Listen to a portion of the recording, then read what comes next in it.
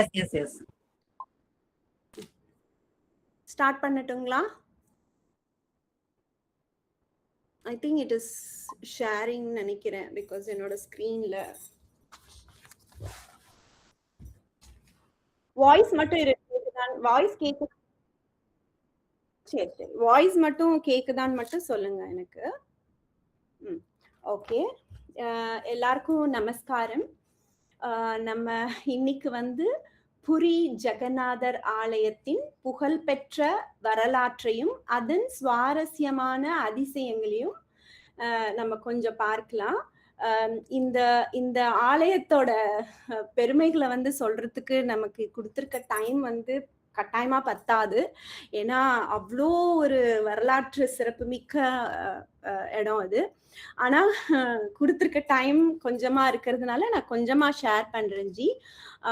அதுக்கப்புறம் வந்து நான் உங்களுக்கு டைமை கொஞ்சம் எடுத்துக்கிட்டேன்னா கொஞ்சம் மன்னிச்சுக்கோங்க. இன்னைக்கு ஒரு நாள் அட்ஜஸ்ட் பண்ணிக்கோங்க. பிகாஸ் இது விரிவா எனக்கு சொல்ல முடியலனாலும் கொஞ்சம் சொல்லணும்னு டைம் எடுத்துக்கிட்டேன். அதுக்கு மன்னிப்பு கேட்டுக்கிறேன். நான் ஆரம்பிக்கிறேன் ஜி. இப்ப வந்துட்டு நம்ம இன்னைக்கு பார்க்க போறது வந்து நம்ம பூரி ஜெகநாதர் ஆலயத்தின் புகழ்பெற்ற வரலாற்றையும் அதன் சுவாரஸ்யமான அதிசயங்களையும் நம்ம பார்க்க போறோம். புரி ஜெகநாதர் கோயில் வந்து ஒடிசா மாநிலத்தில் உள்ள புரி ஜெகநாதர் ஆலயம் இந்தியாவில் மிக முக்கியமான மற்றும் புனிதமான வைணவ தலங்களில் ஒன்றாகும். அது வந்து இப்ப நம்ம வந்து சார்தாம் என்று அழைக்கப்படும் 4 முக்கிய புனித தலங்களில் ஒன்றாக கருதப்படுகிறது. இந்த ஆலயத்தோட தோற்றமும் வரலாறையும் பத்தி நம்ம பார்க்கலாம். இந்த பிரம்மாண்ட ஆலயத்தை வந்து கட்ட தொடங்கியவர் யாருன்னா கலிங்க நாட்டு மன்னனான அனந்தவர்ம சோடங்க தேவன். அவர் வந்து இது முழுமை பெற்றது வந்து எந்த ஆண்டுலன்னா இது முழுமை பெற்றது வந்து எந்த ஆண்டுலன்னா கிபி 12ஆம் நூற்றாண்டில் அவரது வாரிசான அனங்க பீமதேவன் என்பவரால் இந்த ஆலய பணிகள் வந்து முழுமையா முடிக்கப்பட்டு இறை உருவங்களை பிரதிஷ்டை செய்யப்பட்டன. இங்க இருக்கிற மூலவர்கள் வந்து அண்ணன், தங்கை, தம்பி. அதாவது இங்கு கிருஷ்ண பரமாத்மா வந்து ஜெகநாதர், அவர் வந்து உலகங்களின் அதிபதி என்ற பெயரிலும், அவருடைய அண்ணன் வந்து பலராமர், பாலபத்திரன்னு சொல்லுவாங்க, பலராமர். அவருக்கு அவரோட தங்கை வந்து சுபத்ரை. அவங்க 3 பேரோட அவங்கதான் மூலவர்களா இருக்காங்க. அந்த மரத்தாலான சிலைகளால் வீற்றிருந்து அருள் பாலிக்கிறார்கள். இப்ப வந்து இந்த ஆலயத்தோட வந்து முக்கியமா வந்து நிறைய அதிசயங்களையும் அறிவியலால் இன்று வரை முழுமையாக விளக்க முடியாத பல அதிசயங்களுக்கு பெயர் பெற்றது இந்த புரி ஜெகநாதர் கோவில். அதுல நான் ஃபர்ஸ்ட் வந்து ஒரு 6 அதிசயத்தை பத்தி கொஞ்சம் சொல்லிடுறேன். அதுக்கப்புறம் பின்னாடி வந்து நான் கொஞ்சம் விளக்கமா சொல்றேன். முதலாவது அதிசயம்னு சொல்றது வந்து எப்படின்னா அங்க வந்து அந்த இது இருக்கும், கொடி இருக்கும். கோபுரத்து உச்சியில இருக்கிற கொடி காற்று வீசும் திசையில, ஆக்சுவலி நார்மலா ஒரு கொடி வந்து காற்றின் திசைக்கு எதிரே பறக்கும் கொடின்னு இதை சொல்லலாம். பொதுவாக வந்து கொடிகள் வந்து காற்று வீசும் திசையில் தான் பறக்கும். ஆனா இந்த புரி கோபுரத்தின் உச்சியில் இருக்கும் கொடி எப்பொழுதும் காற்று வீசும் திசைக்கு எதிர் திசையில் பறக்கிறது. அது வந்து ஒரு அதிசயம். அப்புறம் இன்னொன்னு வந்து பாத்தீங்கன்னா அந்த கோபுரத்தோட பிரம்மாண்டமா இருக்கிற கோபுரத்தோட நிழல் வந்து விழுவதில்லை. அது நிழல் வந்து பகல் நேரத்துல வந்து கோபுரத்தின் நிழல் தரையில் எங்குமே விழுவதில்லை என்று அதுவும் ஒரு அதிசயமா குறிப்பிடப்படுகிறது. அதுக்கப்புறம் கடல் அலையின் சத்தம். இந்த புரி ஜெகநாதர் கோயில் வந்து சுத்தி கடல் இருக்கு. ஆனா அந்த கோயிலோட பிரதான வாசல் வந்து சிங்கவாசல்னு சொல்லுவாங்க. அது வழியே உள்ளே நுழையும் போது 1 அடி வைப்பதற்கு முன்வரை கடல் அலைகளின் சத்தம் பலமாக கேட்குமா. ஆனால் வாசலை வந்து கடந்து உள்ளே நுழைந்து அதோட உள்ளே கோயிலுக்குள்ள நீங்க நுழைஞ்சு முடிச்சோம் உள்ளே நுழைந்து அடுத்த நொடியே வந்து அந்த கடல் சத்தம் வந்து முற்றிலும் நின்றுவிடும். சோ அது ஒரு அதிசயமா சொல்லப்படுகிறது. அடுத்தது வந்து அந்த ஆலய கோபுரத்தின் மேல் வந்து எந்த ஒரு பறவையும் அமர்வதில்லை. அதன் மேல வந்து ஒரு விமானம் கூட பறப்பதில்லையா.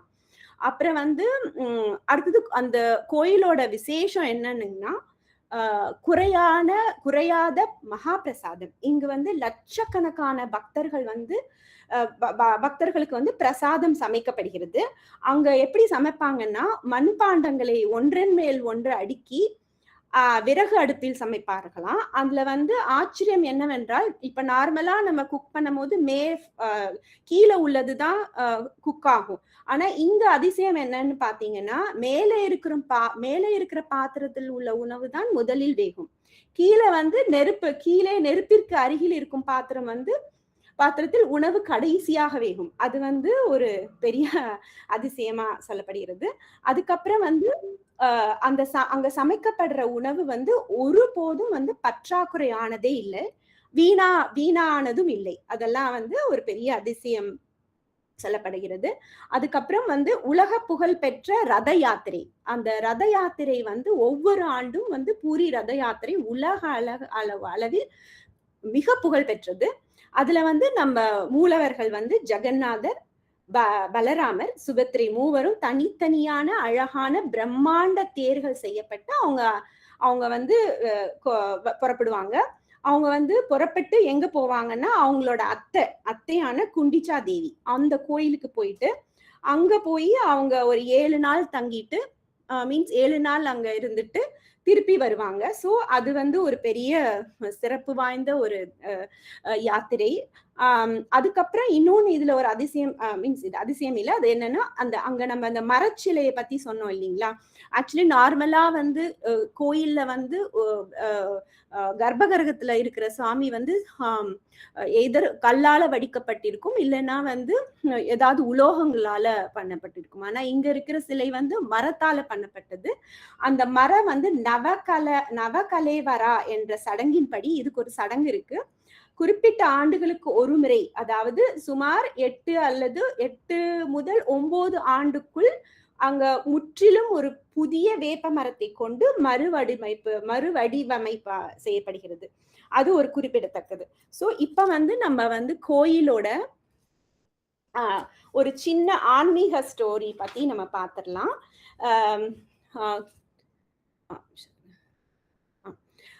கோயிலோட ஆலயத்தின் தோற்றத்திற்கு பின்னால் இருக்கும் ஒரு ஆன்மீக கதை பற்றி பார்க்கலாம். இப்ப இந்த மத்திய இந்தியாவில் அவந்தி நாட்டு மன்னனான இந்திரத்யும்னன் ஒரு மன்னர் ஆண்டு வந்தார். அப்ப வந்து அவர் வந்து தீவிர விஷ்ணு பக்தர். அவர் இறைவனை வந்து எப்படின்னா உயர்ந்த உண்மையான வடிவில தரிசிக்கணும் என்றதுதான் அவருக்கு வந்து ரொம்ப பெரிய ஆசையா இருந்தது.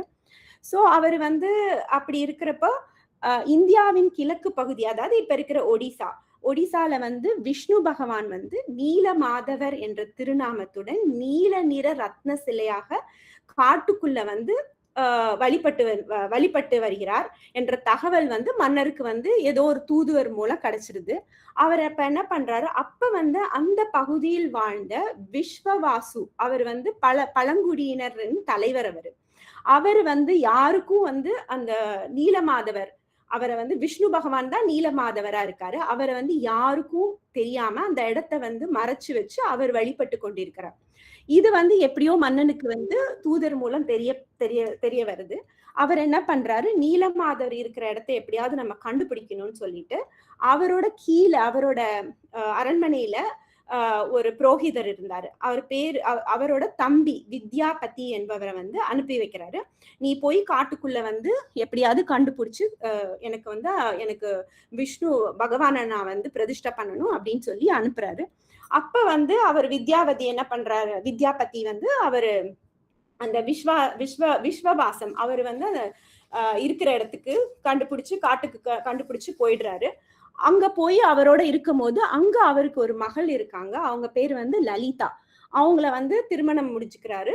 அப்ப ராத்திரி அவரோட மாமனார், மீன்ஸ் அந்த அவர் மாமனார் வந்து விஸ்வவாசம் அவர்தான். அவர் வந்து டெய்லி ராத்திரி வந்து போறது அவருக்கு தெரிஞ்சு போயிட்டு அவரும் பின்னாடி போய் பார்த்துட்டு கண்டுபிடிச்சிடுறாரு நீலமாதவரை.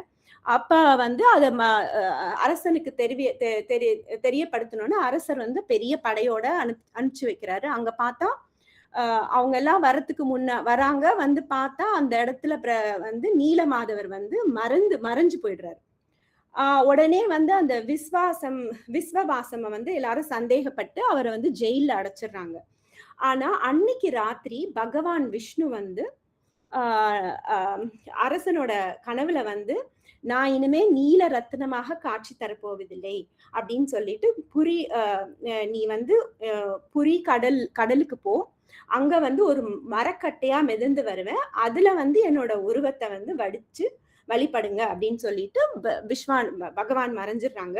சோ மன்னர் என்ன பண்றாரு, அவரோட படையோட கிளம்பி புரி கடைக்கரைக்கு சென்றார். அங்க வந்து அவர் பகவான் சொன்னது போலே விஷ்ணுவின் சின்னங்களான சங்கு சக்கரம் பொறிக்கப்பட்ட மரம் வந்து அழகா மிதந்து வந்துட்டு இருக்கு. சோ அந்த மரத்தை வந்து படையாட்களோட கொண்டு வந்து எப்படியோ வந்து கரையில சேர்த்துடுறாங்க. இப்ப அந்த மரத்துல வந்து வடிக்கணும் இல்லைங்களா, அது வந்து சிலை வடிக்கணும். சோ அதுக்காக என்ன பண்றாங்க, அங்க